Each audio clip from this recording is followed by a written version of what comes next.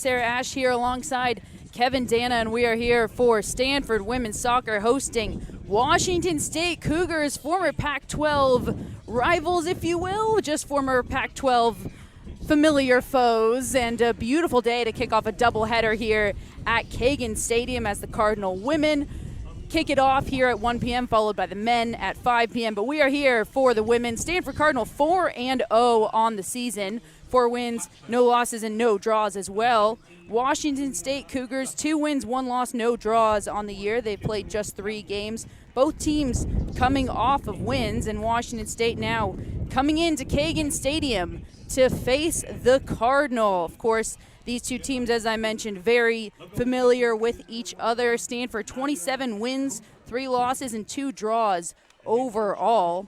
24 of the 32 matches between these two teams have been decided by just 1 goal or less.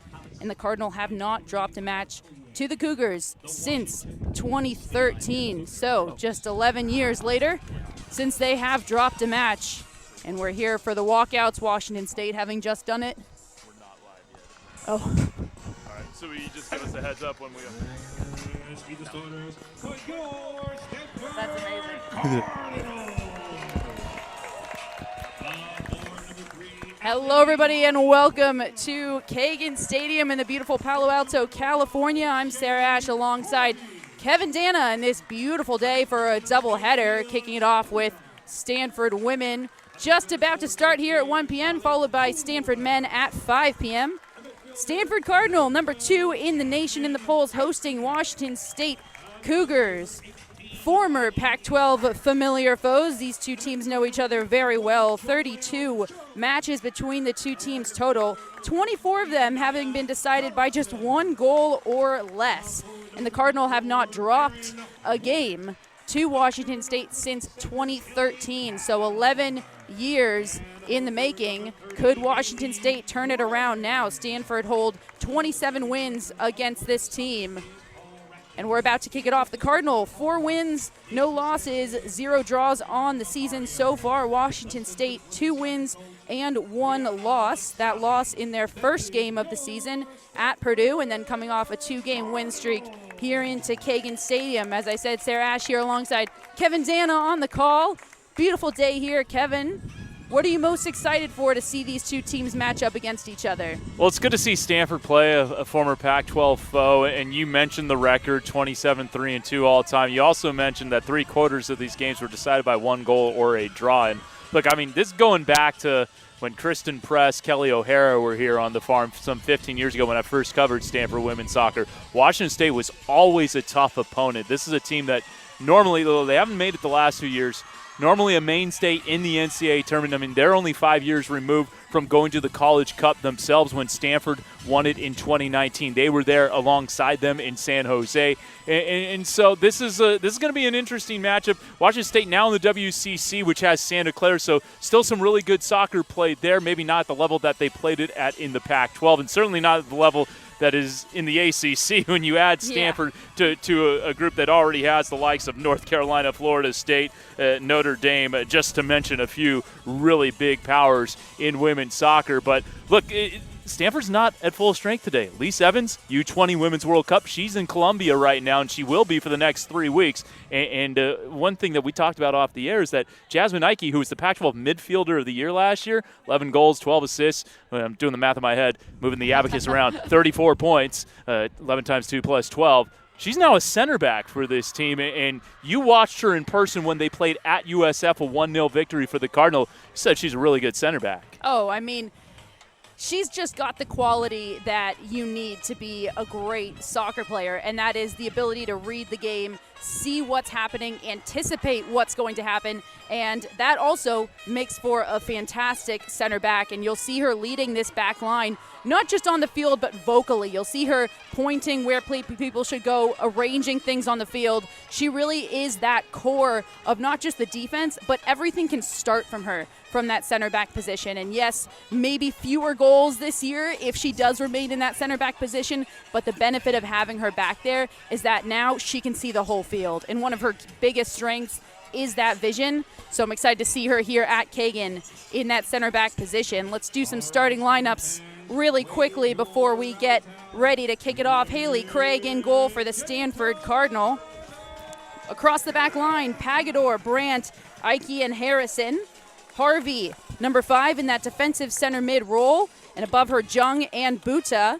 And then 3 up top, Kohler, Wolf, and Montoya. That's a 4-3-3 for the Stanford Cardinal. Over on Washington State side, and it looks like from what they've written down for their starting lineups, this might be a 4-4-2, Kevin. Might be a 4-4-2. That is what usually Jeremy Gunn used to play in the past. Play just straight 4-4-2, right to it kind of thing. Be interesting to see if that's how they actually line up. We're seeing it right here, actually. It looks like it might be more of it is a 4-4-2, but that one setback, so it's a more of a 4-1-3-2 is what we're looking at here for Washington State. Washington State with Nadia Cooper in goal, Captain Reese Tappan, Grayson Lynch, Alina Watts, Megan Santa Cruz, Regan Kochow, Juliana Duckett, Kendall Campbell, Peyton Price, Maggie Mace, and Jenna Studer make up the starting 11 for this Washington State team. Stanford in their home white uniforms, Washington State in those away all reds. Have to be sure to mention that because when you're just looking at the field, it looks like Cardinal colors, and here comes Ike up the middle. You see that vision immediately. Yeah, you see that vision, and again, with Elise Evans out, you're going to need someone at center back who has the kind of quality that Jasmine Ike does. It's good to see the Crimson of Washington State here. It's a program that I wish the best in their transition with the Pac-2 and now their non-football sports in the West Coast Conference, so a nice landing spot for them. But obviously it's been a rough transition, kind of a hard luck turn for Washington State and Oregon State athletics with what happened last year. That was Jung trying to find Wolf up top. Wolf, number 24, playing that center forward position. And we'll call it Wolf Day here at the farm. They're giving out towels with the number 24 on them, and that is Marin Wolf's jersey number, the sophomore from San Diego, California. Played and started all 4 games this season. She's already got a goal on the year versus UC Irvine. She kicked off the scoring in that game with a goal in the 8th minute. Last year, started just 3 games, so she's become a regular starter from last year to this year, taking on a bigger role. Yeah, matched her goal total from all of last season. Did add a couple of assists for 4 points. She was one of the first 3 early enrollees in Stanford women's soccer history. So some history being made for Marin Wolf, Mia Buddha, and Joelle Jung, the other 2. Clearing it down the line is Ike, and we should mention, we also talked about before this broadcast started, no Andrea Kitahara in this starting lineup for the first time for the Stanford Cardinal this year. And you'll see this from time to time with Paul Ratcliffe, especially in a non-conference matchup. He will mix things up. It doesn't matter if it's a Lindsay Taylor, Teresa Noyola way back in the day. Now, I can't remember if they ever came off the bench, but like someone of that caliber, he's not afraid to bring them off the bench. Kohler out wide. Looking for the cross in, and it's just out of bounds. Just couldn't get her hips around it, so it'll be Washington State. And you said we'll see this a lot here in non-conference matchups. What do you think the point of that is? Is it just to get everybody minutes? I mean, just if you take a look up and down this roster and you see how much national team experience there is up and down, at the U20, the U17, U19 levels, like there's just a lot of talent on this roster, and I don't think Paul wants his players comfortable thinking, oh, just because I've been good on this team in previous years, that means I have an automatic starting 11 spot for every match going forward. You still have to earn your spot, if you will. I mean, that's look, I'm not inside the mind of Paul Ratcliffe. He has forgotten about 20,000 times the amount of soccer I will ever know. But perhaps one explanation there. And also, just the level of talent this team has. There's a reason the Stanford Cardinal are one of the most successful and most competitive programs in this country year in and year out. And now Washington State mounting their first attack, looking for the shot. Back post off of the far post. Saved by the post, or the Stanford Cardinal. That was Grayson Lynch with the shot, and she'll want that one back. But the attack's not over. Washington State still mounting one, and Stanford just trying to quell this. Sometimes Stanford will take a little while to grow into a match. And you'll see this teams get on them a little bit early before Stanford really finds its footing. But Washington State's a quality side. Look, they're picked to finish second in the WCC behind Santa Clara. They certainly are not afraid of this Cardinal team. They have seen them plenty of times. Even if they haven't beaten them a whole lot, they've hung tough with them. Kohler tapping at, that's Pagador, the left back, getting all the way up inside and looking for a foul in the box. That was Buta going down. She'll have a couple words maybe for the referee. What do you think on that no call, Kevin? So she went to ground, but she was not exactly in a position to really, and are they going to go? We're going to stop the clock here. Yeah, we might go to VAR. replay. So she was not going to get a good shot off. Like, that was coming off her thigh. Yeah. And so I wonder if that played into the decision of the referee. They're going to take a look at it. I thought there was clear contact, but they'll have a better look. Yeah, and beyond that, it looked like it was kind of a 50-50 ball. So I think we're both saying we'd be surprised to see a penalty kick called here, but VAR has done weirder things than that, and we've had some experiences with VAR already in Stanford soccer this year on the men's side. So we'll see what happens here on the women's side. Both teams taking this time to conference, and a scary moment there for the Stanford Cardinal within these first five, almost going down, saved by that back post. What do you think is being said in that huddle right now? It just kind of settled down, right? Like, might have gotten away with something there, and I know that Grayson Lynch is ruining that moment. She did pretty well with that ball, I thought, all things considered. She was not square to the net. It was kind of side saddle. Really had to turn her hips on that one. Got pretty good contact. I mean, beat the keeper, beat Haley Craig, just went off the post. It was just a little unlucky. Yeah, just got to settle into this game a little bit, and perhaps that can kind of wake up the Cardinal. Grayson Lynch, one of the captains here for Washington State. She was voted co-captain by her teammates. It's her 6th year. She's a senior returning. If you're wondering how that's possible, it's because of the COVID year. She's returning from a medical redshirt in 2023, so finally making it back onto the field after an injury for her. 17 career goals, and she'll want that one back as her 18th. Yeah, she had 8 3 years ago, the last time they made the NCAA tournament. But last year got off to a cracking start, had a brace at Texas A&M, was named Pac-12 Offensive Player of the Week, and only played 3 games because of a knee injury at Portland. So now she's back in the mix again, as you mentioned, a 6th-year player from Castle Rock, Colorado. Already has an assist on the season. We've seen how dangerous she can be in just 4 minutes and 42 seconds. Nearly got her first goal of the season and 18th of her career. Yeah, this is a team that can put goals away. 3-0 win versus Montana for Washington State, and then a 2-1 win versus Idaho. 2 teams that can absolutely score. Do you think this is more of an offensive matchup we're about to see, or a defensive battle? I mean, I would tend to say more of a defensive battle, though Elise Evans is not here. I think that might change the equation a little bit, even though you do have one of your best all-around players slotted in at center back and Jasmine Ike. I think, and you mentioned the 2-1 win that they had recently, Washington State over Idaho. It could have been a lot more than 2-1. They outshot the Vandals in that 24-1. And actually, both these teams coming off 1-goal victories where they were probably 3 goals better than the opponent at the very least. Stanford, a 1-0 win over Cal State Fullerton. Not necessarily a powerhouse in the Big West. They outshot them 27-5. Andrea Kitahara herself had 7 shots in that match. So, yeah, it's like we saw it on the men's side. Stanford taking on San Jose State men's soccer. They outshoot them 17-3. But they only win by 1 goal because they give up kind of a counter goal in the 80th minute or so. And so these teams are probably coming off performances. Well, yeah, it's great to quote unquote get the full 3 points so you don't get points in non-conference matchups. You know what I mean, Sarah. But probably felt like they left a little on the table. Yeah. 5 different goal scorers for Washington State in the 5 goals that they've scored in their 3 games, and I think that says a lot for them as a team as this VAR check goes on. Wow, yeah. I mean, we've been having a lovely conversation. Yeah, and I forgot that they were still looking at this thing.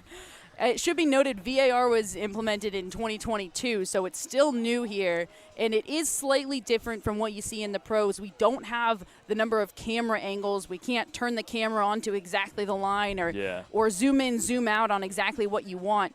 What the referees are working with is exactly what you are seeing on the stream right now.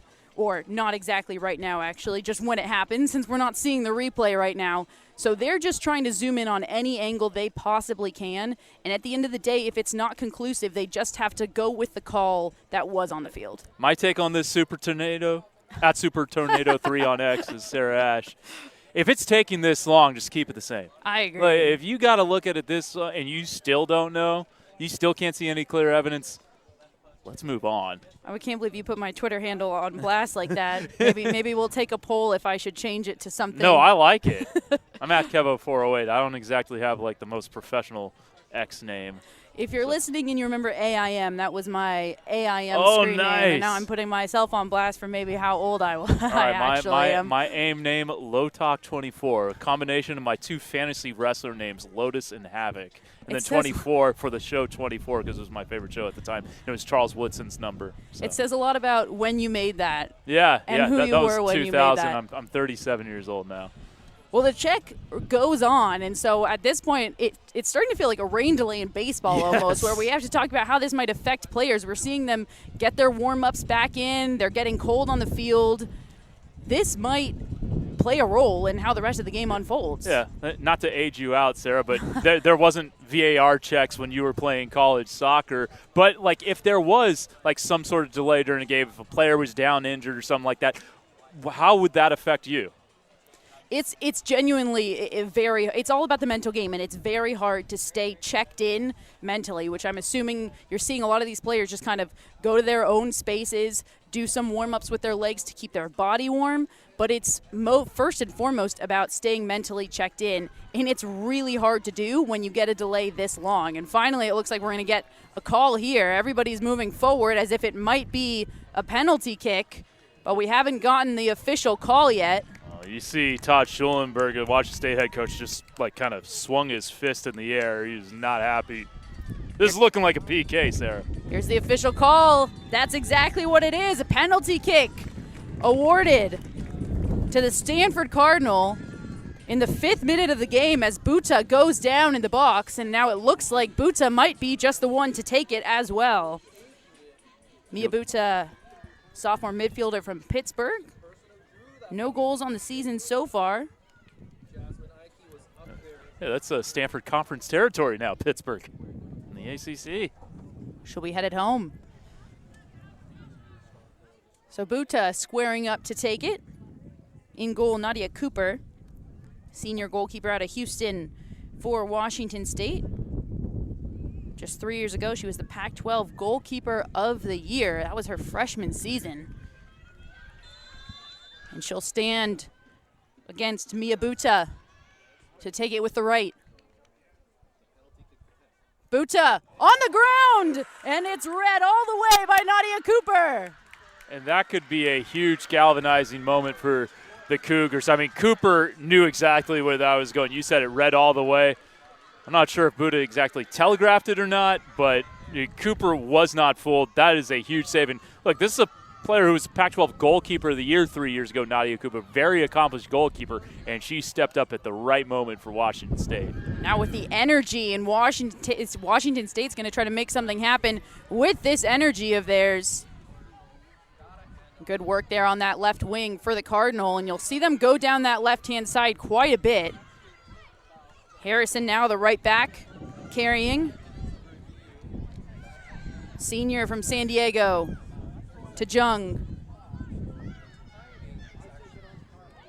Jung working, beats one. Just a little too far is that touch.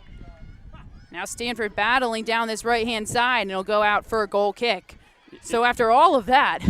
It just didn't seem like Mia got all of that, too. Like, Nadia knew where she was going. Nadia Cooper knew where she was going. And I think if you asked Mia, she'd probably say she could get more power behind that.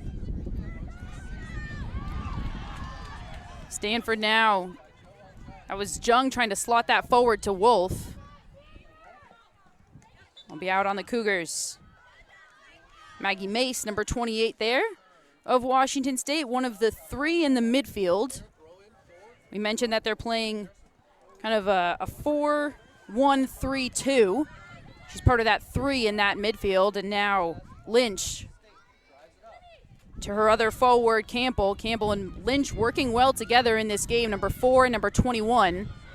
Those 2 forwards for Washington State working in tandem. You'll see them switching sides and trying to find each other as one pulls back and the other moves up the field. It's exactly what you want from 2 forwards. Picking it off is Harvey, number 5 in the middle for Stanford.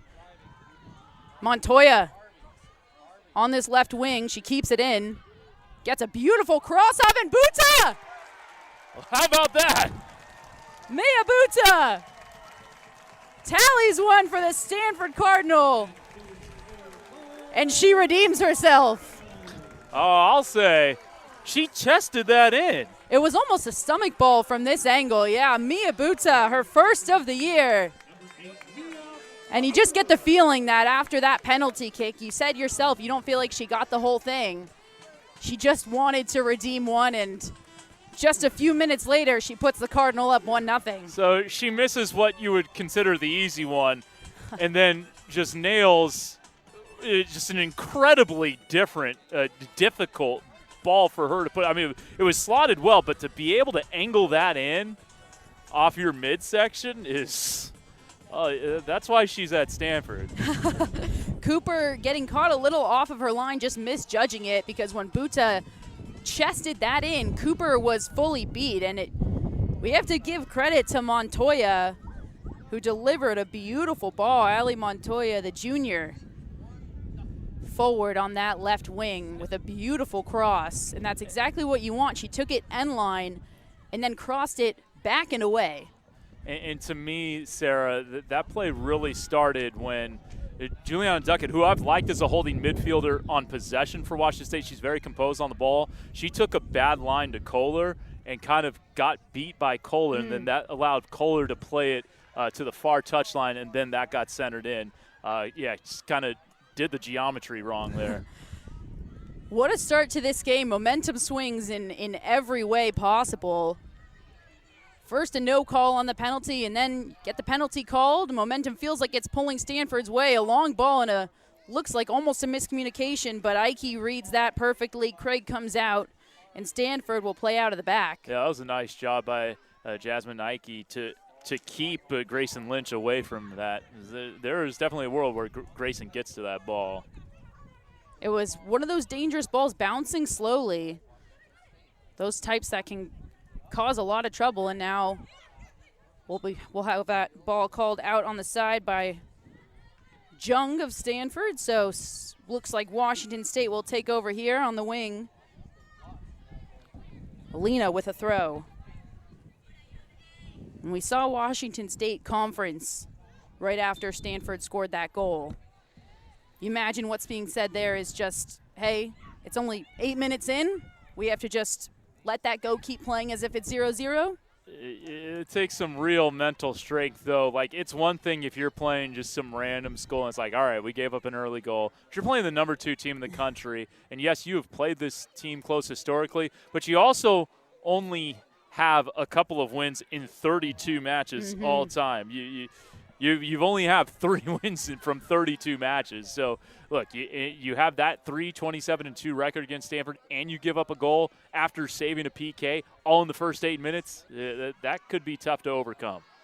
Pagador slips in the middle, but Harvey is there to clean it up. Nice switch.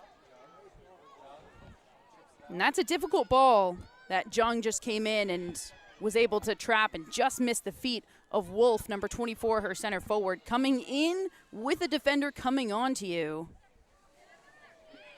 Looking to turn here is Lynch, wearing that captain's armband, number 4. Had that shot off the post early in this game. The fan caught that very nicely on a hop. I wish, I know it will never happen, you catch a ball in the stands, you get to take it home. I think soccer balls are a little more expensive than baseballs. Expensive, yeah. It'll never happen, but I can dream. Now, Stanford have held up well here defensively in their own half, but it should be noted, Washington State doing a good job of keeping this ball in their attacking half since Stanford have put that goal away, and that's good work there by Kohler, number 10, bringing it down, finding her left back, Pagador. Now Pagador to Wolf, and Wolf just a half step behind that. She would have been off to the races.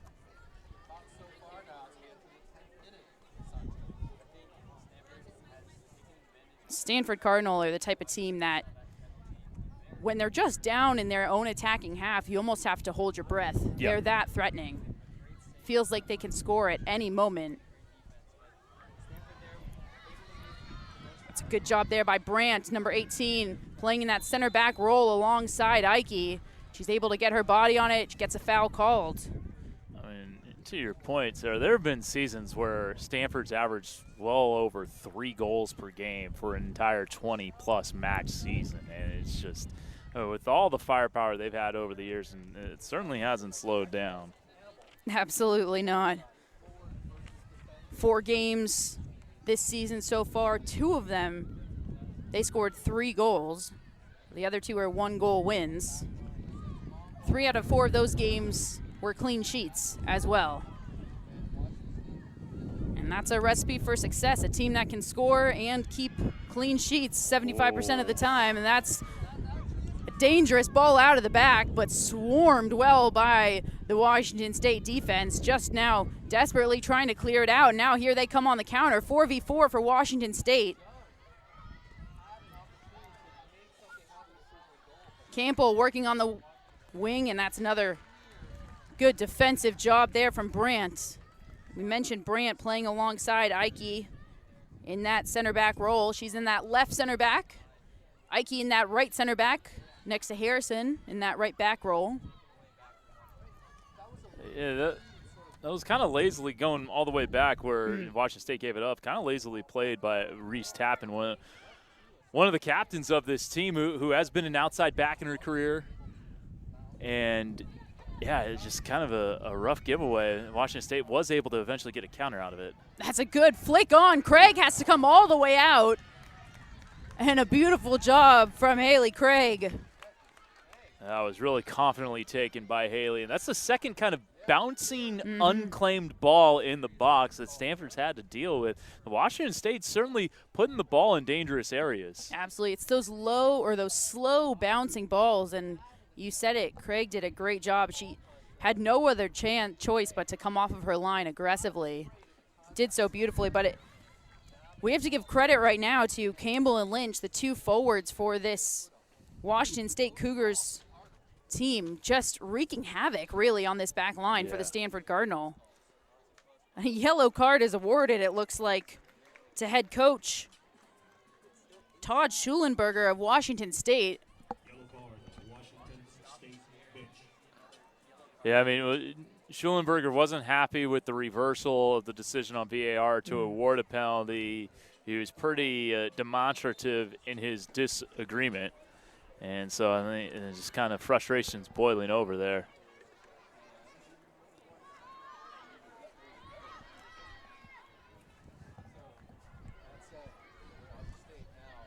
Washington State now trying to play out of the back. Kochow wins the throw for the Cougars. Kochow's a player to really look at. Preseason All-WCC, had a great year last year as a freshman, Pac-12 All-Frosh, number 41 freshman in the country by Top Drawer Soccer with 4 goals and 10 points.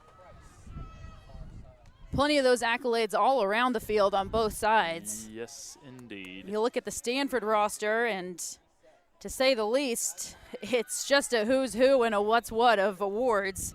I mean, just national team experience alone, 9 players with youth national team experience. That's a good look there. Kohler carrying. Nice. Jung slips, trying to get that cross off. It was a nice cross anyways, and it'll go out, looks for a deep throw for the Stanford Cardinal. That was a really nice decision by Kohler to play it out to Jung, and I thought it was a nicely weighted ball out to her as well to set up this very deep throw Maybe a chance to throw something in the box. Wolf on the turn, gets the cross off. Montoya just couldn't get her foot on it. She was about a half step away from getting a goal on the day alongside her assist. So far, the Stanford Cardinal looking the most dangerous when they can get that ball down that wing and cross it inside. Washington State not picking up their runners well enough. That's how they got their first goal. Shot from Harvey will fly over. Shea Harvey, number 5, we've mentioned a couple times before last year. All Pac-12 third team, all Pac-12 freshman team, and top drawer soccer freshman best 11 first team. She's a sophomore this year, of course, out of Hermosa Beach, California, and she plays in that defensive center mid role. She started every game so far for the Cardinal, a goal and an assist already across those 4 games. She just eats those minutes. She's played the most minutes of anybody on this team so far.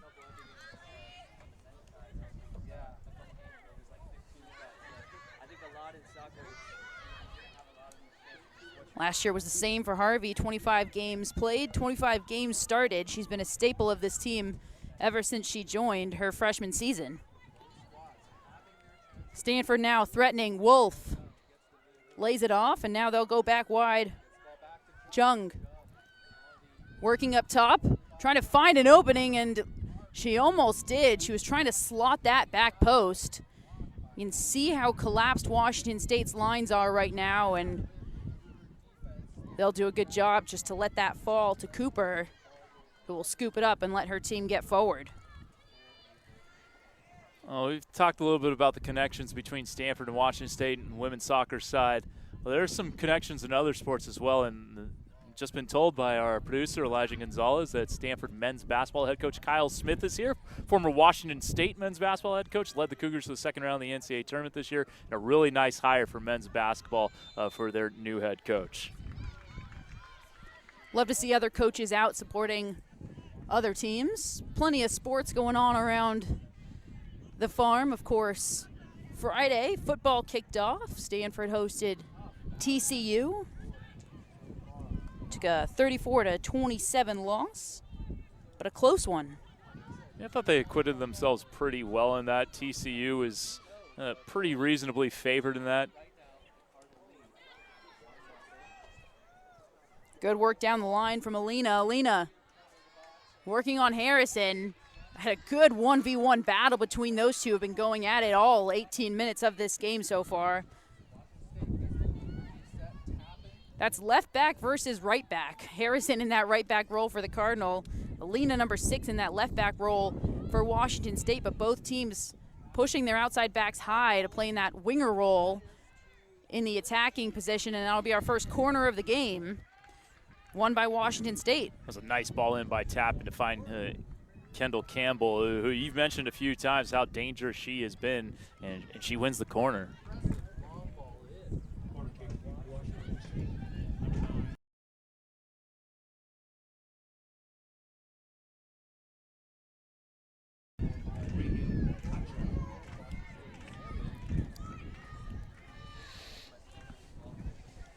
Kochow to take it. Right-footed in-swinger right into the middle. Harvey clears it. Trying to just put it back into the box. Not a bad idea there. Now Stanford trying to come back the other way. Kohler will settle it back down. Here's Pagador wearing the captain's armband, playing that left back position, number 27. She'll go up that left wing. Montoya, we've seen her on the ball a lot today. She's picked off, and now here come, once again, Washington State. They've got a 2v3, looking for the shot, and it looks like it might be a handball. Referee's motioning to the top of his arm. No handball called. More things to rile up the Washington State bench. That was taken by number 8, Santa Cruz. I thought that was a little ambitious from Santa Cruz from 25 yards out. I thought she could have covered the space even significantly more. I would agree. It was a 2v3, and at the very least, she could have maybe cut right and tried to drag one defender off and then crossed it. But she made it a little too easy for the Stanford defense. They didn't even have to move out of position there. I understand the thought behind it. Numbers down. Let's get a shot off maybe just before more numbers come back. And now here she is again. Santa Cruz on the ball this time. She lays it off. Campbell trying to go near post. She had Lynch in the middle, but Harrison was on Lynch. So Campbell went for the shot. And good positioning from Craig in goal for the Cardinal. That was a beautiful ball by Santa Cruz, and I honestly thought that Campbell was going to get to that ball sooner where she would have had a better angle towards goal, but kind of let it roll a couple extra yards longer than I thought she was going to catch up to it, and it kind of made for a hard angle shot. Yeah, a hard angle to say the least it was. Not a bad idea, though, from her to go near post. Washington State, despite having conceded early, seemed to be growing into this game. I definitely agree with that. I was trying to find Santa Cruz in the middle, just a little off, and now Stanford. And you'll see them do this quite a bit. So good in these tight spaces. A beautiful ball there from Kohler all the way out wide to Montoya. And good defense there from Washington State. And we'll have a substitution already here for the Cardinal in 20th minute. Looks like Wolf will be coming off. And number 9, Jaden Thomas, coming in for the Cardinal. Thomas has been coming in as a sub in that center forward position quite a bit for the Cardinal so far this season, and we see her do so again in this half. Beautiful work around the top of the 18. Jung! Just over the bar. That was a beautiful build-up, Sarah. And Thomas, right on the match, has a really nice touch. Kind of set up what would have been the hockey assist there had Jung been able to connect. She's from Dallas, replacing a Pittsburgh person. So, look, Dallas, another ACC territory now with SMU. The All-Coast Conference. How quickly Stanford can turn the page on you. This match certainly opening up, and Lynch. I like it. Lynch trying to go over the head of Ike. That would have been something. Yeah, this end-to-end action right now. Love to see it. It's really opened up. Thomas. She'll lay it off. Buta, Jung just trying to keep it in, just a little too far. Sarah, just go back to something you're talking about, California and Texas. You think about some of the best club teams.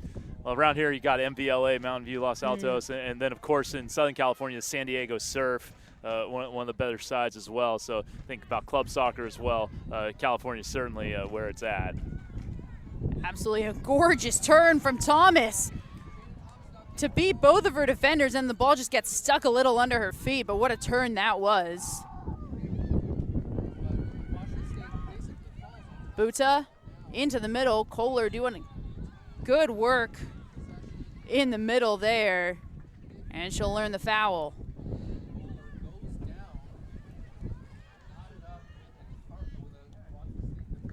Washington State just trying to slow it down. You mentioned how end-to-end it was. This game could do for a bit of a slower pace, or we might need to see some more subs on this field. Yeah, imagine these players after playing at that kind of frenetic pace. A spot start here and there. But you know, she was behind Ryan Campbell, who had a really nice career here. She was the Pac-12 goalkeeper of the year last year, Ryan Campbell. But Haley Craig has come in and really held down the spot very well. Stopped more than 80% of the shots she's faced. She's only conceded once this year. Bringing a sub here, Lynch coming off for Washington State. Rahana Reed, number 23. Will enter the game for the Cougars. So Lynch, one of the two center forwards who is wearing that captain's armband, exits. They'll switch out their center forwards, and pretty in line with what we were just saying. Their forwards were doing a lot of running up top there. Yes. You can see the difference between how both of these teams are looking to play by how their forwards are playing. the two forwards for Washington State are going forward every single time, and you see it go up top, for example, to Thomas right now in that center forward position for the Cardinal. And more often than not, she's looking to hold it up. We saw her turn just one time and try to go herself, and all the other times she's looking to lay it off, wait for her team to get forward. Jung. Buta. And now here come the Cardinal. Kohler. She'll hold it up as well. Kohler's been really good so far today. I would agree. We found her on the ball many times, and each time she's made a beautiful decision. Now Harrison with a long cross to the back post, just a little bit over Montoya. Kohler now on the ball again. A beautiful turn, beats her defender. She has Thomas in the middle, and that'll be a foul on Thomas. I'll say she pushed down her defender.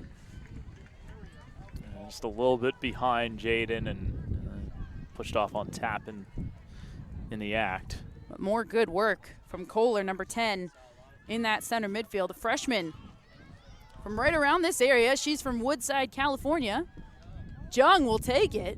That was a really bad free kick from Nadia Cooper, and almost cost the Cougars. That's twice now we've seen from Cooper with her feet almost cost Washington State.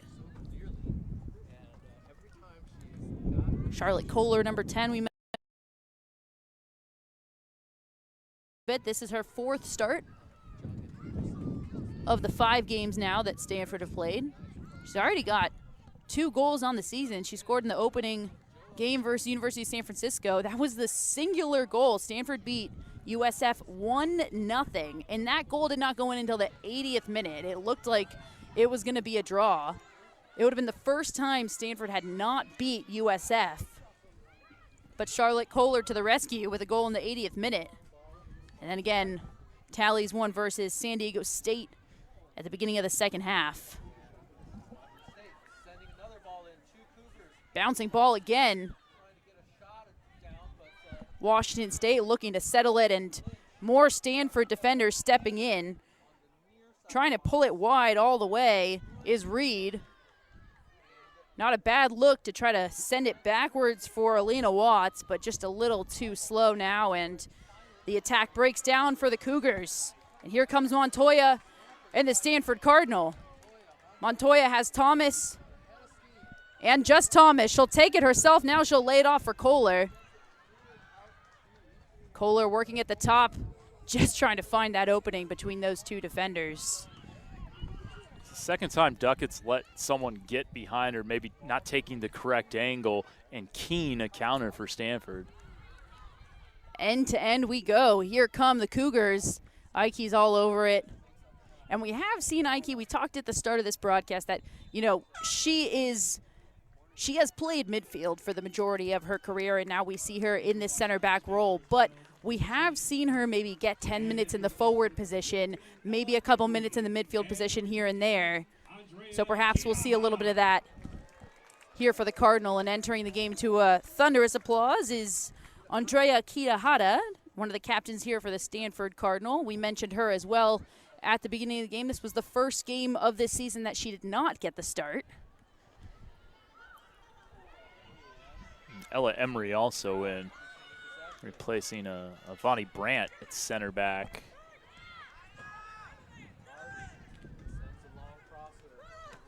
Harrison finds Buta. Buta with a difficult ball into the middle.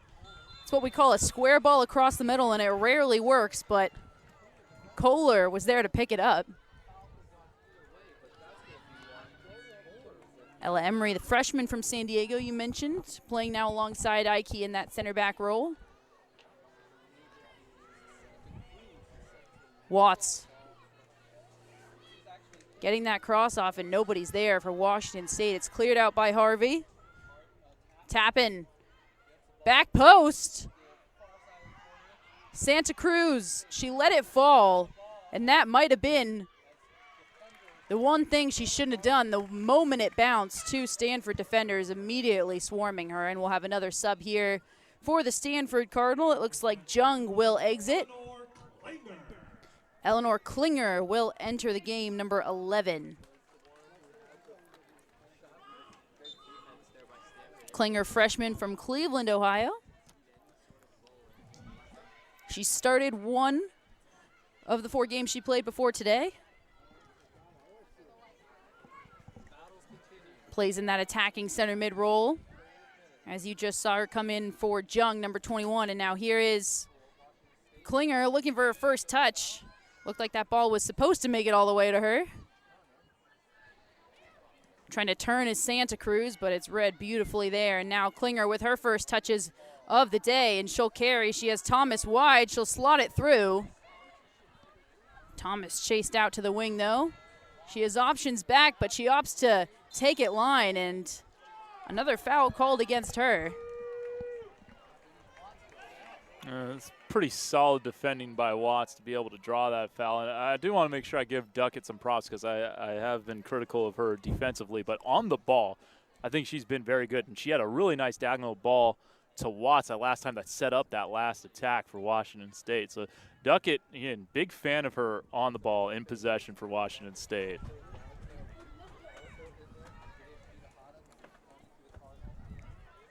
Kitahara getting her first touches. Oh, excuse me, that's Pagador! Pagador! Back post!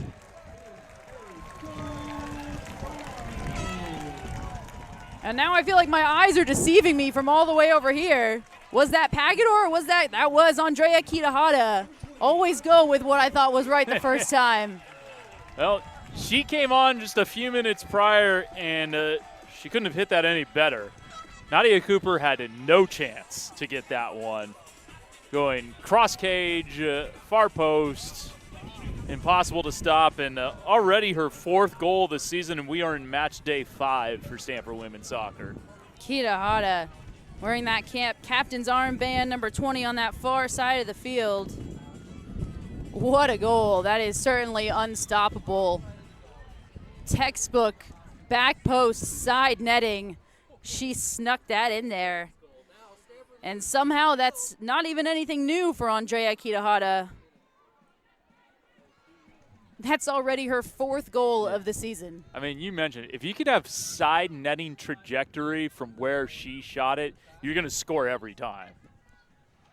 Not exactly to hit the side netting, but that's another story. But when you have the talent of Andrea Kitahara, you can do those things. Well, it didn't take her too long. I mentioned 3 goals already on the season, and to add to that, she also has 2 assists already on the season. And that one becomes the 4th goal. So 4 goals, 2 assists, and this is Stanford's 5th game. 10 points from 5 matches, well, 4.3 matches, really. She's a 2-time All Pac-12 second team last year and in 2021. She won that award. In 2021, she was also All Pac-12 freshman team. Last year, 9 goals, 9 assists, 27 total points, was the 3rd most on the team and the 4th most in the Pac-12. No stranger to putting a ball in the back of the net, we'll say that. And here she is again. Kitahara has options. Just a little too much for Klinger. Stanford had numbers down. Kitahara opted to push it forward, and that would have had to be just the most perfect touch for Klinger, who had 2 defenders converging on her. Yeah, it was a tight needle to thread. Cooper will clear it. Fall back to Washington State. Santa Cruz in the middle, and she'll be fouled. 2-0 Stanford Cardinal. About 34 minutes into this game. Already quite an eventful half. We had a penalty kick, a missed penalty kick. And then Buta following up her missed penalty kick just a couple minutes later with a goal of her own. Assisted by Montoya. Just a few minutes ago, coming in for Montoya was Andrea Kitahara, who tucks away her 4th of the season. Put the Cardinal up 2-0, and now Stanford not taking their foot off of the gas pedal. Bucha thought she was tripped up there. We'll have more subs now for the Stanford Cardinal. And it looks like number 27, Pagador, will come off, along with Kohler, number 10. Number 7, Lizzie Wama. And number 17, Erica Brillion. Lizzie Buama coming in that left back position for Pagador. Number 7 and number 17, Erica Grillion, sophomore out of Roseville, California, coming in for Kohler. Fans didn't like that call. They certainly did not. They're letting the ref know.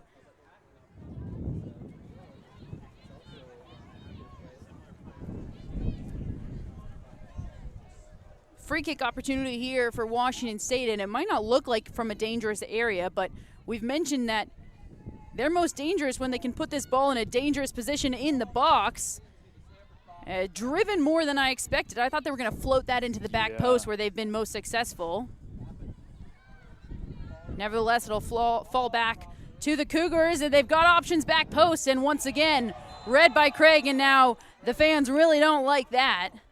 We'll get a talking to, it looks like, stopping the clock. And I don't think this is going to be more than a stern talking to. I did not think that was a yellow. Some of the fans might disagree with my take on that. I think her momentum just carried her into Haley as she was going for the ball more than anything else. No, I completely agree. Everybody's human, and you don't have brakes like on a car. You can't stop that quickly, and there was not much she could have done there. That was Renaya Burton, 5th year out of Richmond, California. She's actually transferred from Portland State this year. She's already got a goal on the season. Number 7 now in that right wing position for Washington State, and it looks like Haley Craig is okay. Never fun to get a body check, especially when you're blindsided by it.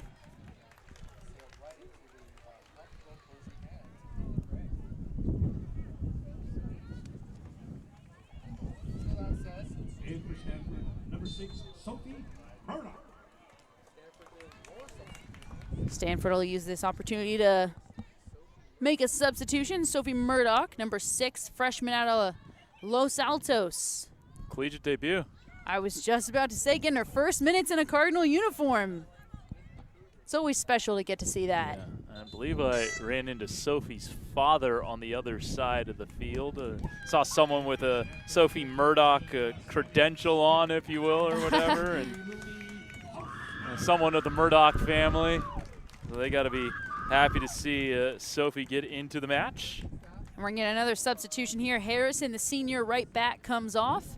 And entering and immediately taking the throw in here is going to be number 13, Sammy Smith. Now she can play defense or forward. She's slotting here into the defensive position. Out of Boise, Idaho. She's actually made an appearance in all 4 games, but hasn't gotten a start yet. And she makes an appearance now in her 5th game as a Stanford Cardinal. Of course, your older sister is Logan, junior on the Stanford team. Beautiful touch down the line. Here come the Cardinal. Klinger will go herself. And it took a little bit of a deflection off of a Washington State defender. You thought maybe it could find the back of the net, but it does not. How about that back heel flick from Lizzie Buama? Oh, yeah. To set that up, that was incredible. And one more substitution to keep you updated on. Number 33, Lumi Kostmeyer. In at that center forward position. Bouncing ball in the middle, scooped up by Harvey, one of the few who haven't been subbed off here for the Cardinal. Buama defending, gets her foot on it, and that's gorgeous work there from Buama in that left back position. Yeah, that was such a clean tackle on the ball. Really nice stuff from Lizzie. So everybody on the Stanford Cardinal team, with the exception of Craig in goal, of course, Ike in the center back, Harvey in that center mid position have all taken a rest. Oh, excuse me, along with first goal scorer, Buta. Mia Buta, number 8, still in that midfield role. So if I'm doing the math right, we've seen 18 different Cardinal players. I'm going to trust you on that and not do the math. 7 subs, right? So 4 I was have thinking played 7 the full subs. Yeah. Foul called. Klinger, number 11, is the one who went down, and she's found herself everywhere since coming in for Jung in that midfield position. And now Aiki will go quickly down that line. Kitahara motioning for an overlap. She gets one. She'll go back to Klinger. Buta, the goal scorer for Smith.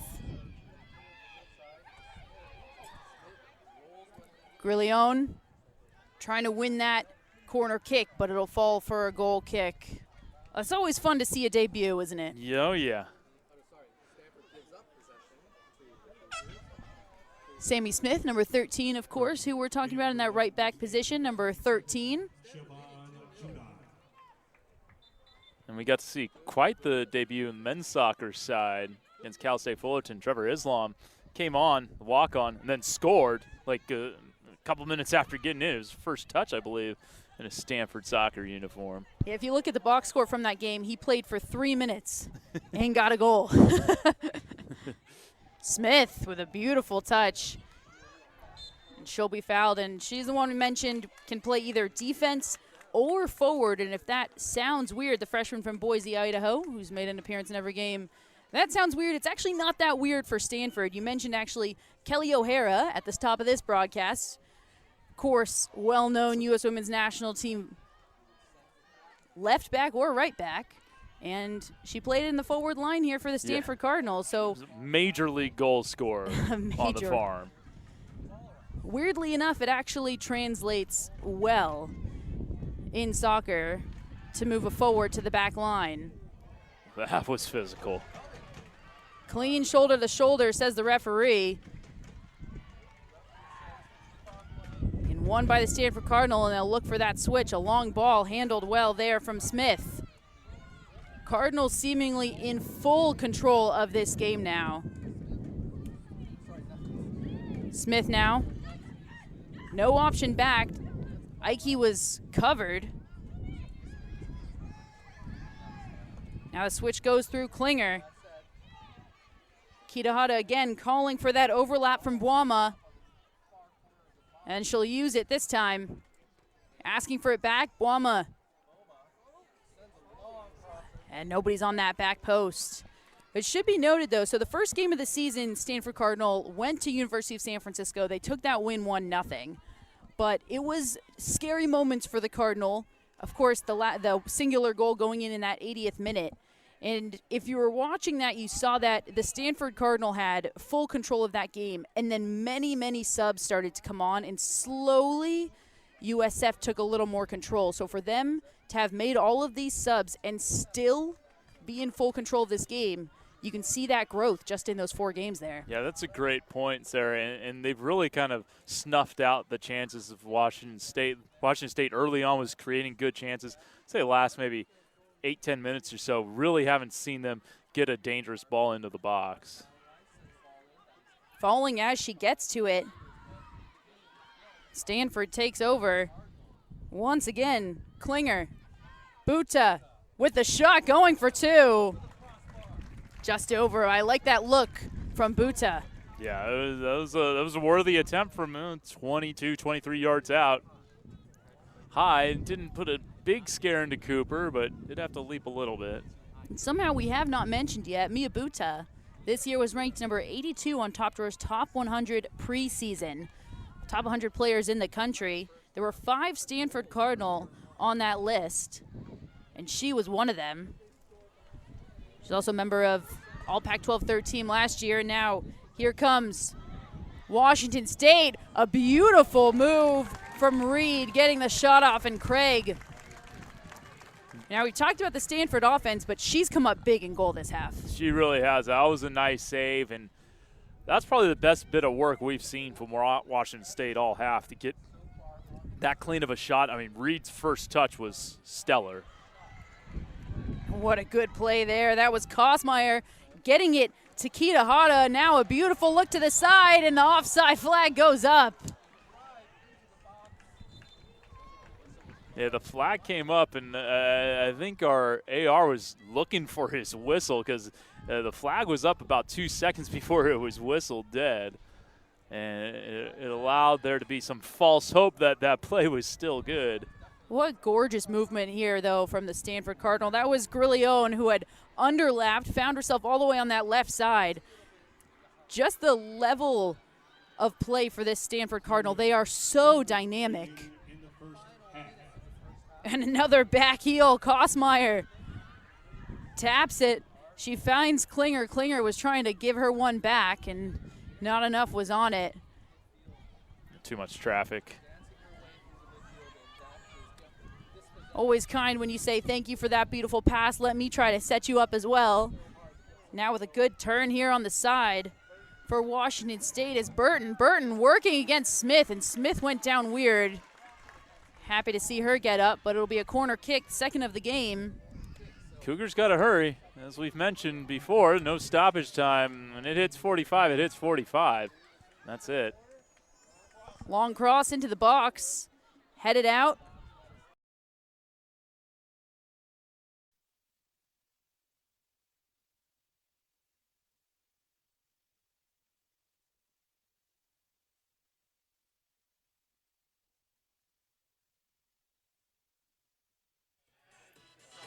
Getting ready for the start of the second half here at Larry Q. Kagan Stadium. The Stanford Cardinal with a 2-0 lead over Washington State. Kevin Dan alongside Sarah Ash, Elijah Gonzalez, our producer, Craig Judson, our cameraman for you here on ACC Network Extra. The Cardinal, the number 2 team in the country, and because it is the ACC, that means they're the number 2 team in the conference as well. They're the team that took them out in the Natty last year. Florida State, number 1 in all the land. The Cardinal out shooting Washington State 2-0 in the first half, getting goals from Mia Buda and Andrea Kitahara. Andrea coming off the bench, but Sarah, she made her presence felt. To say the least, and she made her presence felt in those first couple minutes that she was on the field. But, hey, what else are you going to expect from the redshirt junior captain? Coming into today, she had 3 goals in 4 games, and she makes it 4 goals in 5 games. It's quite the pace. Usually, if you're scoring a goal every other game, you're considered a top-notch goal scorer. Well, how about scoring in 80% of your matches? 2-time All Pac-12 second team. Avani Brandt back in. Oh, momentary giveaway there, but there's Pagador to clean things up. Taken back by Megan Santa Cruz, or no, Reagan Kotschow. We haven't called Kotschow's name a whole lot in this one. She is their leading point getter with 3 points from 1 goal and 1 assist. Yeah, we were talking about she's somebody to really keep your eye on. Last year, All Pac-12, all freshman team. But a lot of Washington's attack has been just trying to get that ball forward to their 2 forwards up top and skipping through a lot of that midfield, possibly one of the reasons we haven't seen her on the ball quite as much. Peyton Price wins a corner, and Kotschow will take it. Near the goal mouth, a couple of Cougars as that one is headed out. Duckett heads it towards goal and just over the head of one of her teammates. Wow, she very nearly found Grayson Lynch.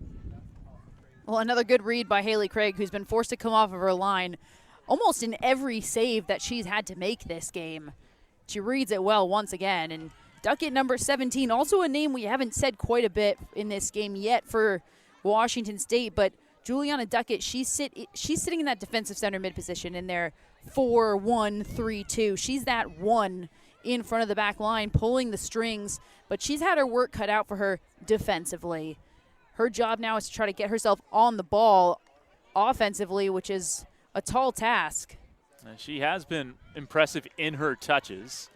as it's been a pretty positive start to the second half for the Cougars.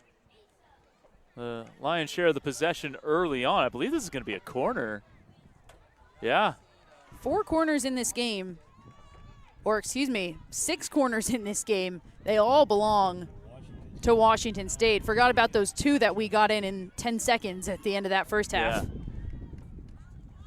So Kochow again. Again, Grayson Lynch, she's going to come back towards the ball, corner taken short. Kochow will now pump it in there and confidently headed away by Ike.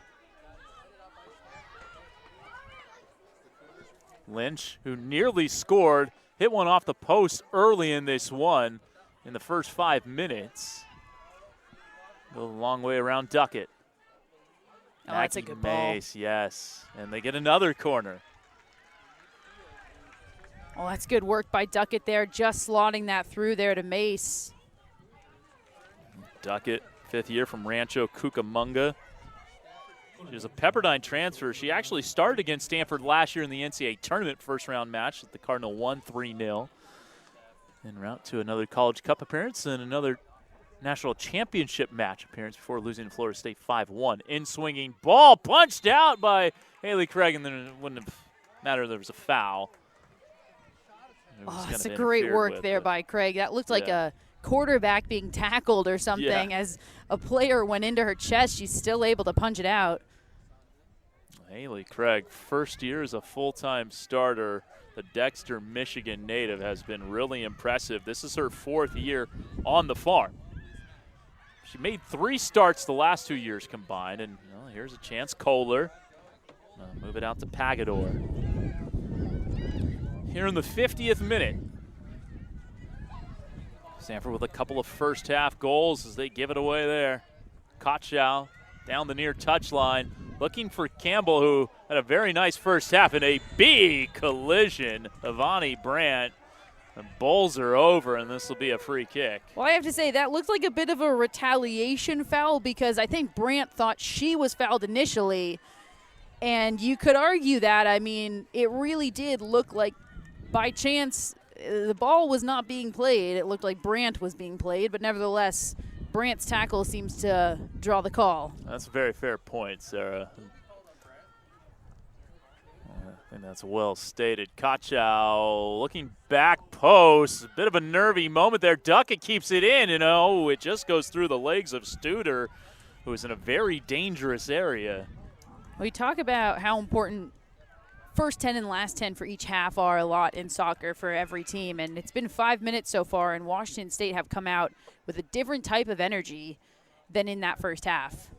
All right, so first 10 minutes, last 10 minutes, very important in each half. Can I just lollygag around the middle 25 minutes and just kind of pick grass out of the ground? Yeah, they don't matter. Okay, good. Here's Maggie Mace. And Washington State has had the attacking bite here in the second half, as Stanford's had trouble getting out of their own defensive half here. Screams from the Washington sideline. It seems like they might think that should have been a corner kick.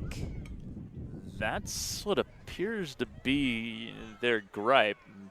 It's not their first gripe of the match. It's not, but head coach Todd Schulenberger needs to be careful. He's already on a yellow in this game. Todd Schulenberger's done great work. Took over for Kadani McAlpine and went on to win a natty at USC.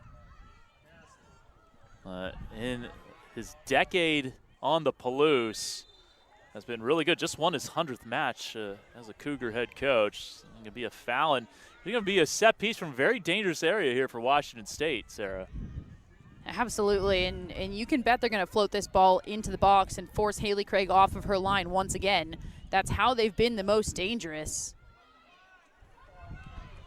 Kochow's been taking the set pieces.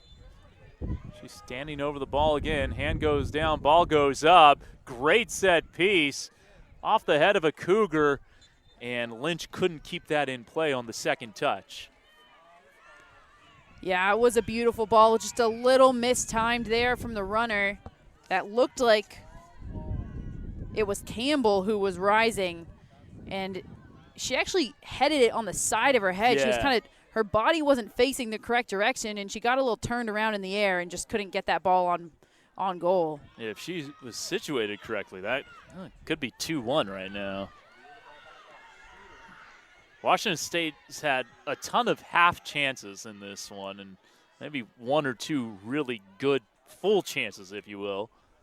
That one's going to be sent to Kochow. Oh, just skips over her cleat. Takes a tough angle, and it's headed away by Ike, but only as far as Santa Cruz. Back in the box it goes. Washington State calling for a handball, which they do not get.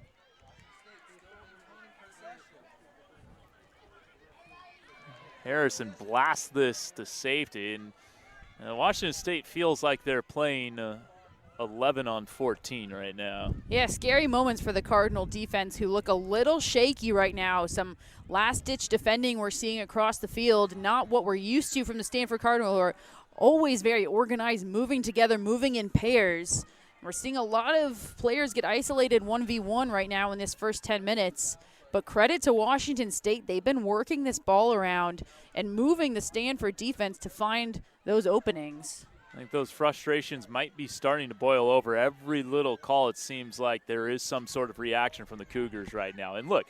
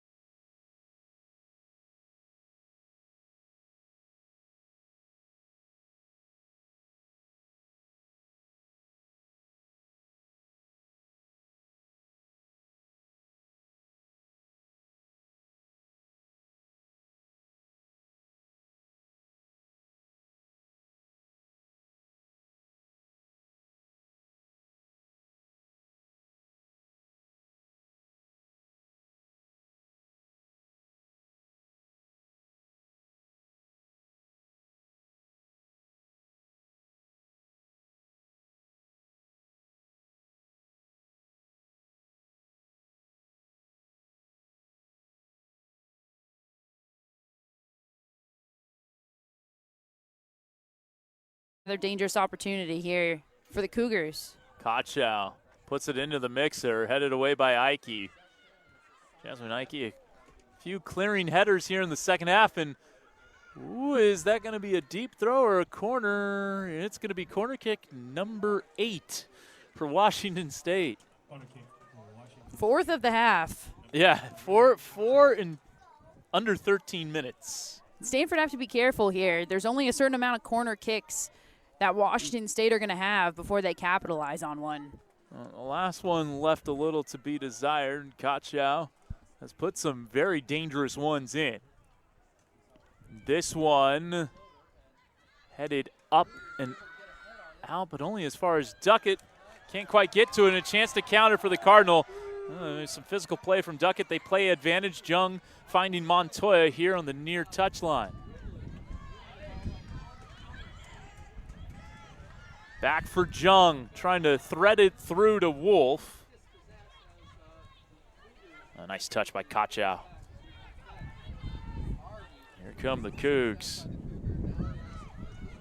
Santa Cruz looking for Campbell and just stood up there by Avani Brandt. Megan Santa Cruz, number 8 in the middle. We've seen her on the ball maybe the most in this game for Washington State. She plays in that middle of the 3 midfielders that are sitting in front of Duckett. Sophomore midfielder, last year Pac-12 all-freshman team, and she was number 56 in top drawer, soccer's 2023 freshman 100. Here she is, right on cue, top of the box. Harrison, a nice defensive touch. And Santa Cruz back on the ball. Looking for Kochow, takes it down and cleared away for a corner kick, numero 9. Wow. It's a match Reagan's number on her back. You can see just why Santa Cruz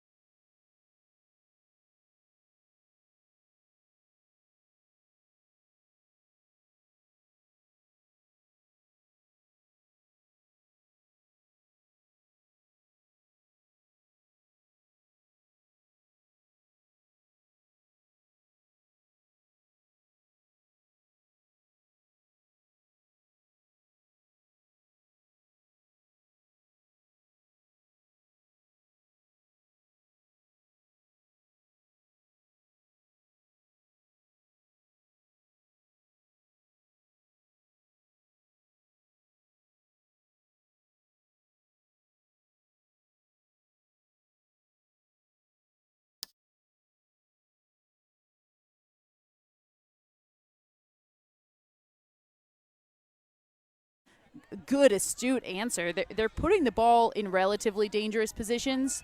I think it's really a mix of, let's take that most recent corner that we saw. It's a dangerous position, but it's too close to the goalkeeper. If Haley Craig can come out and make a play on it, it's not dangerous enough. Campbell took a deflection, and a bit of miscommunication there between Montoya and Harvey. Alley does track back to get it. Duckett wins the ball back for the Cougars. Past the hour mark here on the farm. Part of a doubleheader. Men's soccer taking on St. Mary's, 5 p.m. Sarah Ash, Tim Swartz will have a call for you. Watts, not the right angle on it. I think Paul Ratcliffe might have had enough of this. He's going to make some changes. 4 white shirts coming on, a couple of crimson shirts as well. Jaden Thomas in. Ella Emery's coming on. Andrea Kitahata's coming on. And one more coming on. Still don't have a number. So Shea Harvey's coming out in favor of Klinger, Eleanor Klinger.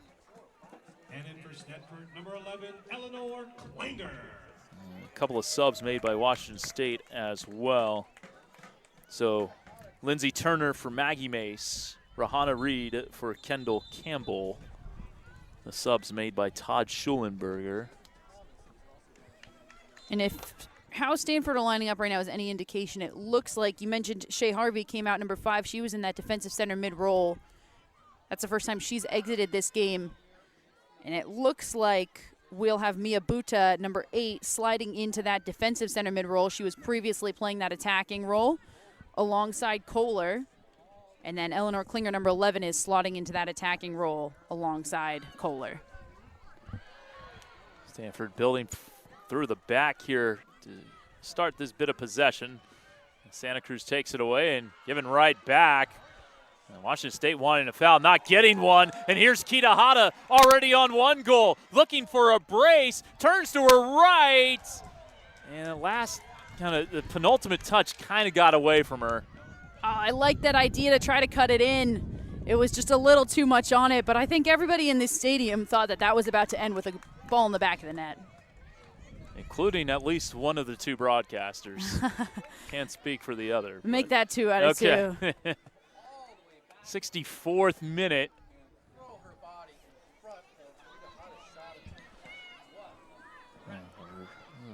Most threatening Stanford's been in the second half. That bit there from Kitahara.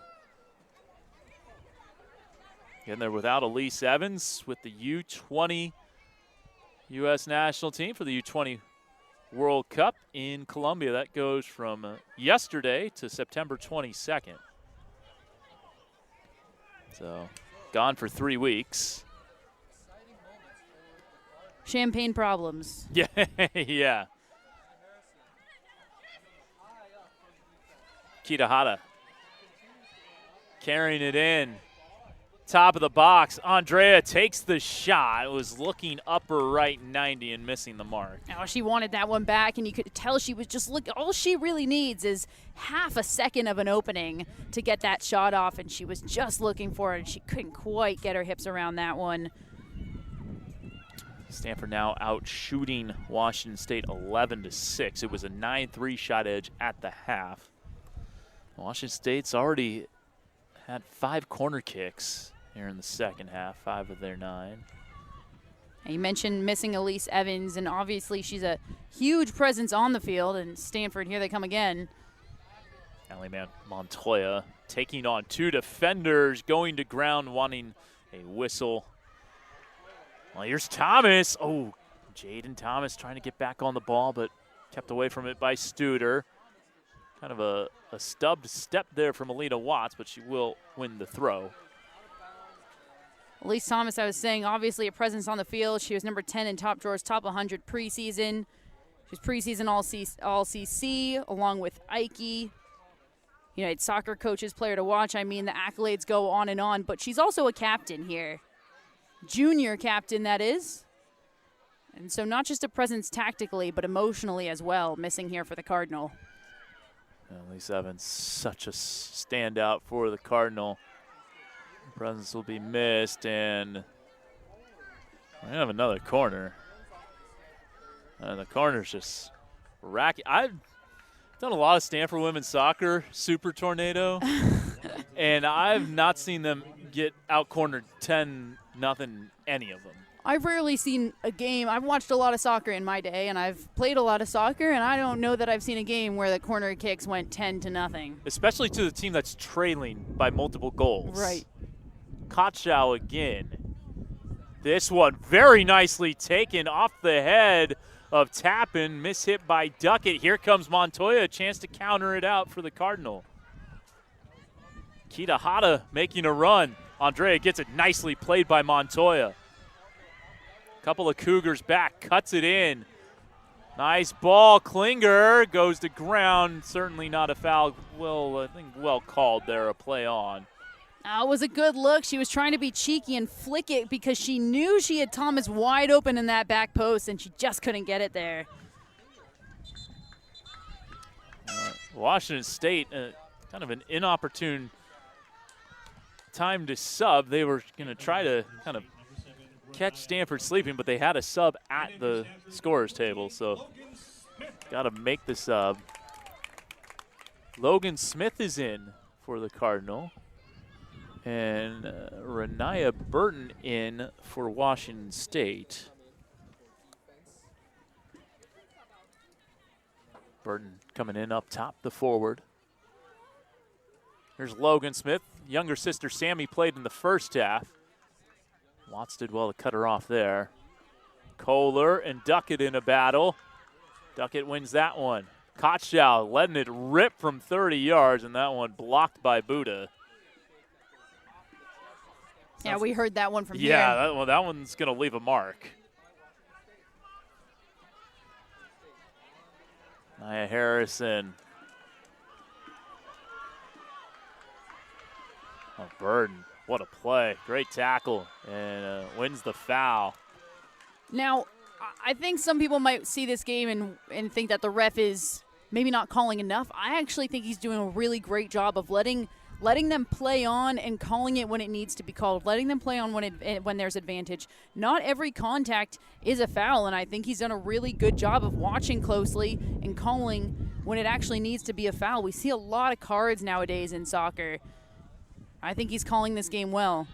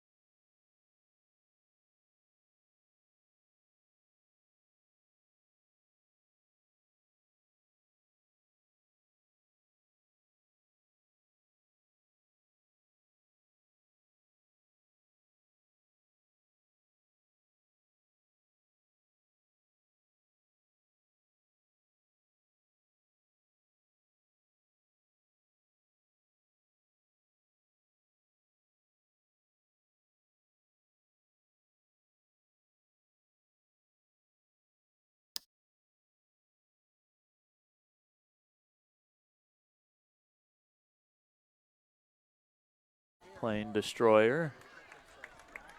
Different records, these teams, different, preseason polls, and you look at the matchup history and how Stanford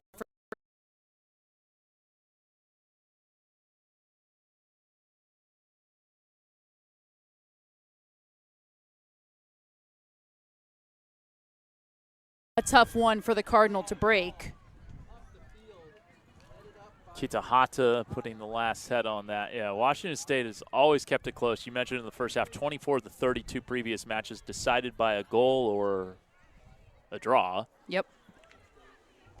One goal or less decided 24 of 32 matchups. That's saying something. It's 2 goals now, surprisingly so, with how many opportunities Washington State have had in this half. And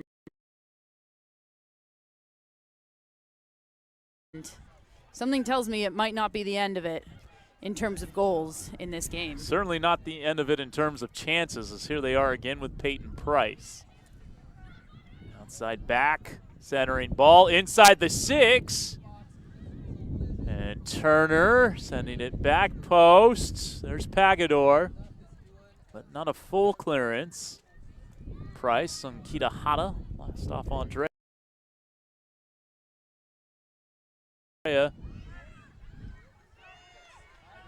Back to work, Rahana Reed pirouetting, then lost control of it, but another throw here. Washington State still very much in this thing. They have the look of a team who can certainly get some goals, and here's Jaden Thomas. Not the right shape on that ball, but well, wait, maybe not. Logan Smith on the shot and a save. What a great idea. I think initially it might have looked like that ball was a little too far, but it was just so perfect. It actually forced Nadia Cooper in goal for Washington State to make a big decision. Does she want to come off her line and try to get to it, or does she want to back up? And she opted to back up. Thomas Thomas with the left foot. Also says something about the wheels of Logan Smith to get to that one. Oh, yeah. Thomas has created so many opportunities in this game. Jaden Thomas, that true freshman from Dallas, Texas, playing in that center forward position. And we've seen her in every game, but she hasn't gotten a start yet. No goals, no assists. But those numbers really don't tell the whole story, the amount of opportunities that she can create. Well, here's Rahana Reed. Reed in the box, takes the shot, goes cross cage. Craig gets her mitts on it. What a save by Haley Craig. And Washington State with a great opportunity there. Haley standing on her head. Haley Craig having an incredible game. She's credited for 5 saves so far, but it certainly feels like it has to be more than that. She had 5 saves in her first 4 matches combined. Got 5 today. Some subs are made for the Cardinal.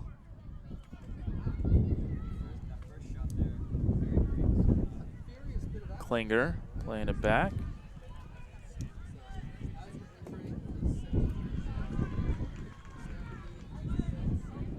Oh, one more Cardinal player waiting to get in. Can't come in on a Washington State throw. Sammy Smith, Lizzie Buama in for Pagador and Harrison, respectively. The change is made by Paul Ratcliffe.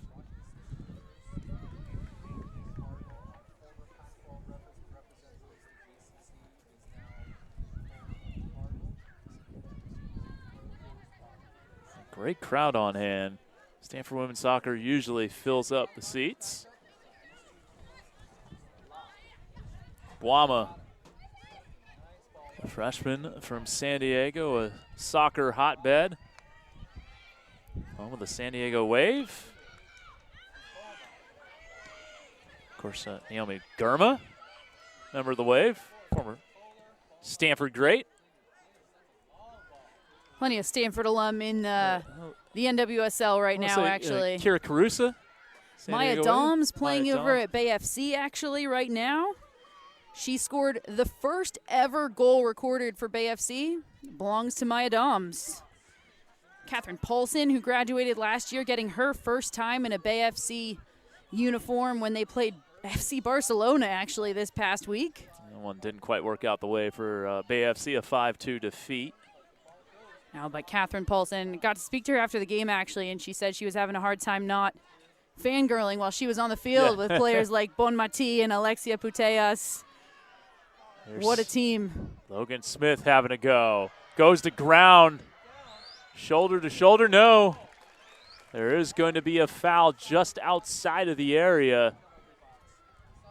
I mean, coming from about 19 yards, this free kick. Again, I think the right decision there. A quarter hour to go.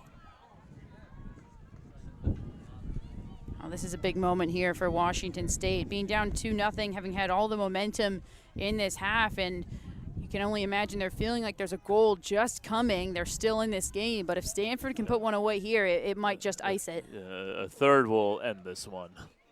Ike to take the set piece. A 3-player wall employed by the Cougs. And here comes Ike. Be a long run up to it. Chipping it in, outswinging ball. Oh, not cleanly caught by Cooper, but does smother it eventually.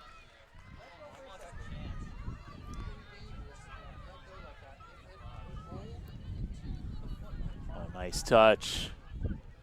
Burton, Sammy Smith cuts her off. And away by Tappan.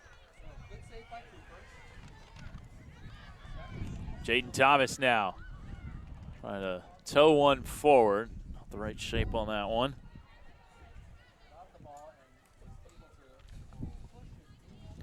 Take a look at some finals from around the ACC and women's soccer action. Top-ranked Florida State getting it done against Villanova, a 2-0 win in Tallahassee. Clemson a 3-1 win at Campbell. The Campbell Camels going down. Syracuse losing at Cornell 2-1. And here comes Andrea Kitahata.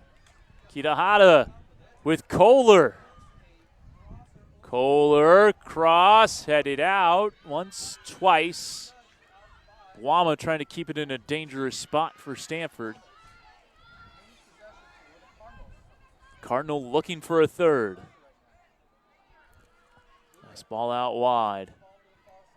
It's Logan Smith. Deflected right back to her. Goes to the byline. Kitahata. Couldn't quite get enough on that one. Other final, North Carolina defeating Seton Hall 2-0.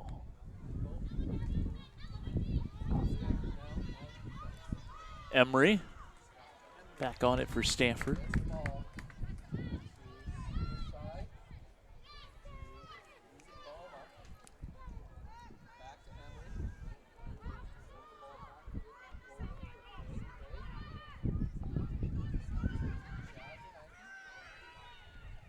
Cardinal building from the back.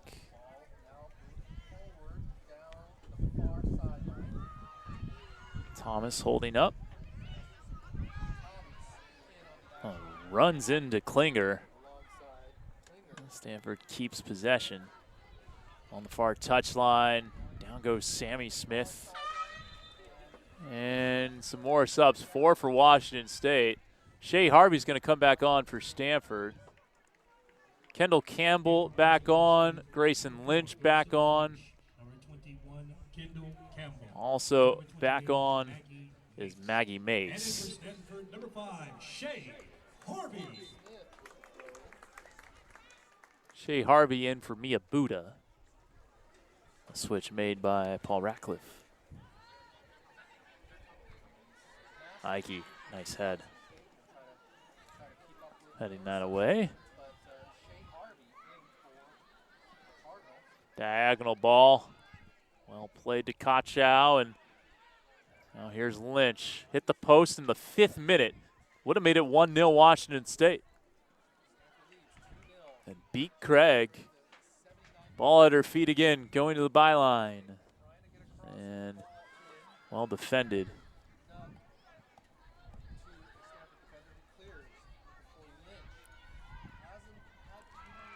Going to get another corner kick? No, this time it's a goal kick. Yeah, screams for a corner, but that was no question. Actually, it looks like it's going to be a throw-in here. Oh, yeah. Went on the other side of the flag over there, but no question that it went off of a Washington State player. Stanford's going to make another sub. Stanford, number 8, Mia. That was not long for Mia Buddha. Plenty of rest for her on the day. That might have been under a minute for her there, and that was her only time off the field. Charlotte Kohler take a breather, the Woodside native. Can't say enough about what a day Charlotte Kohler had. Correct. True freshman. Number 10 was playing in that midfield position, and she was on the ball so much. And listen, she did not start in that first game versus USF. She had that sole goal that we were talking about, and she earned herself a starting role since then. She's started every game. Corner kick for Washington State. Corner. Guess what? Yeah. Another one. Number 11. Let's see if Kachow can do something with this one.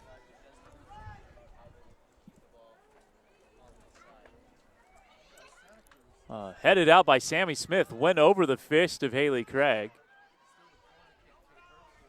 Duckett playing it all the way back out towards midfield. Buama. Header will go out of play. That's a good read. Jenna Studer, number 33, was yelling for that ball on that far post. She would have been in and behind if Buama hadn't gone ahead on that. Making the turn. Santa Cruz deflected. Campbell headed away. Corner number 12. All right, Sarah, they got 9.5 minutes to get 2 goals, Washington State. What do you want to see from them? You know, there have been a lot of balls into the box that Haley Craig has had to deal with, and they haven't been put away. So let's try something new. Maybe drive some ball on the ground. Maybe let's try to play 1-2 touch and get a quick shot off. But obviously, there's been dangerous opportunities, but they're not capitalizing on them. Back post, headed down, cleared rather easily by Klinger.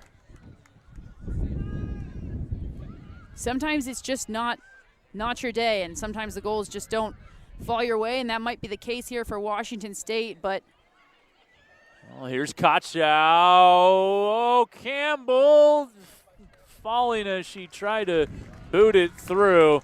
That could have been really dangerous for Stanford. Truly, I mean, the good news is Stanford, they're following their runners back still. They're not getting lazy in these last 10 minutes. They're making sure they're goal side. There's a reason why, Washington State have done everything except for that final 1 inch, really, and it's because of how that offside flag will go up. Yep. Stanford are following their runners back. They're making sure in the right position. If they haven't been, Washington State might have had a goal or two already on them. But I think we can talk about how Washington State haven't capitalized, but we also need to give credit to the Stanford defense because this is textbook defending how they're doing it right now. Stanford out shooting Washington State 14-11 at the moment. Kitahara. Boama.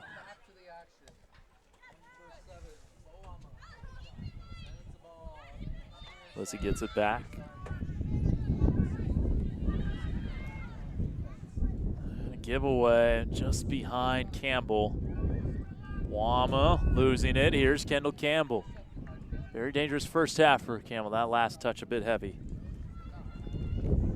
This will be a goal kick. And another sub to be made by the Cardinal. Grillione coming back on for Logan Smith.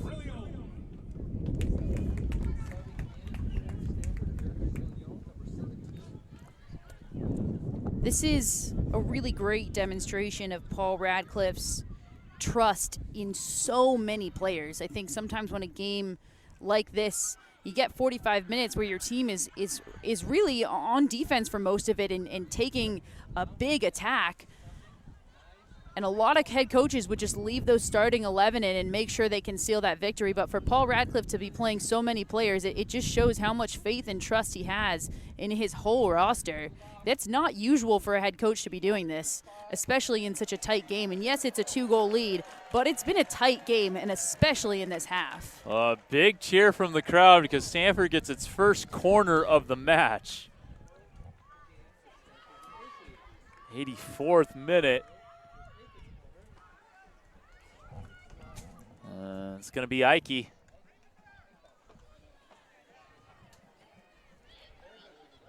Corner kick, Stanford, number 12, Jasmine Ike. So Ike, 11 goals, 12 assists last year. The Pac-12 midfielder of the year. Spent this season as a center back. Been doing a really nice job. Here comes the set piece.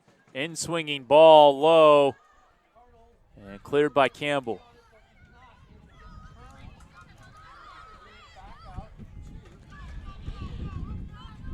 All the way back to Sammy Smith. And all the way back to Haley Craig. Campbell, an Energizer bunny. Trying to put the Cardinal under pressure.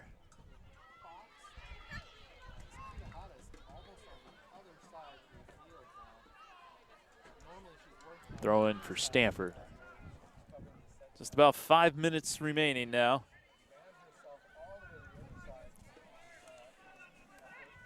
Stanford will next be at St. Mary's on Friday, and then they host USC.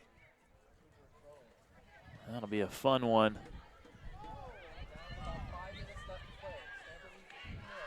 For the last few years in the Pac-12, it was a 3-horse race normally between Stanford, USC, and UCLA to win the conference crown. Washington State, they next host UC Irvine before taking on UC San Diego. Then they head out to Georgia Southern before their first ever WCC game the end of September, September 28th against San Diego, and the Toreros making the trip to the Palouse. Mace, make that Price. Mace playing that back out.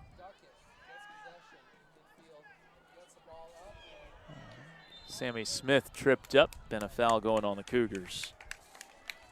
Mentioned WCC play. Stanford not starting ACC play until September 19th. 3 games between now and their first ACC opponent. They'll be away, and relatively nice schedule here for the women's side. They'll go to the East Coast. They'll play usually a Thursday and a Sunday.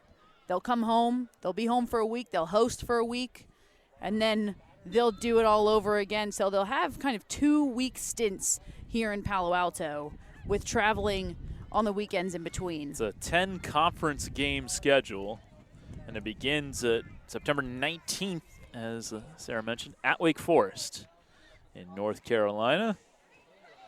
Before then, of course, mentioned a couple of games against St. Mary's and USC. Then, as usual, their last non-conference game, almost always against Santa Clara. I see Buama now on it.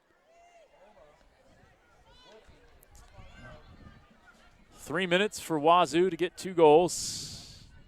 Seems unlikely. They have created a lot of chances. Yeah, it's for Stanford now at this point. You've made it. It's the 87th minute in the game, and you just want to keep that clean sheet. Nice header by Emery. And try to get a 4th clean sheet of the season. Giving up just the 1 goal to San Diego State, 3-1 in that win 10 days prior. Down in the 6-1-9. Always fun to mention, too, we were talking about Stanford Cardinals' schedule. Always fun to mention, Ooh, Nadia Cooper. Whoa, that was a little nervy there. Not the first nervy moment we've seen from her with the ball at her feet, but she takes care of it. Campbell, nice move around Emery. Takes it into the box, and nobody home on the back post. It's a good ball, but she got her head up, and she saw that nobody was coming in there. So I would have much rather her either take that and try to shoot it herself or slot that on the ground, pull it back and away, and hope that one of her runners can come through to it. I mean, you see her get her head up. Again, it's a beautiful ball, but it's to nobody. The clock was stopped, I think, just because the ball rolled so far away. And before that whole sequence with Cooper's almost miscue, we're mentioning Stanford's schedule. It's always fun to mention they'll be playing the Cal Bears in their final game of the regular season and their final conference game of the regular season, and they'll be hosting them here at the farm. Yeah, I'm going to call that game the ACC Championship. I like that. You know? To add to it, Yeah. It's on Halloween. Bay Area ACC title, BayCC. Yeah, Halloween as well, October 31st.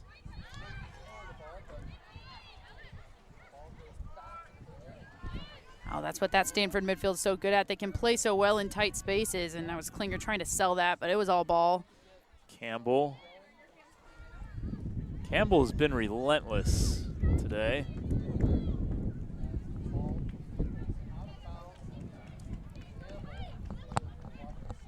Lots of running being done by those 2 forwards. All game, really. I couldn't agree more. Kendall Campbell, number 21, freshman. Final 45 seconds. Stanford looking to put the finishing touches on the Cougars with Grillione carrying it into the box. Takes a shot, and on a quick hop, it's Cooper with the save. Hit right at her. Maybe a chance for one more attacking opportunity for the Cougars. Try to get 1 goal past Haley Craig in the Stanford back line. And they are going to get a corner. Their 13th of the game. A real statistical anomaly from what normally happens in a Stanford game. Giving up 5 corner kicks in the first 4 matches of the season combined. Craig catches it, and that'll do it. Falls to the ground. Haley Craig, another clean sheet. 4th shutout of the season for Stanford women's soccer as they defeat Washington State 2-0.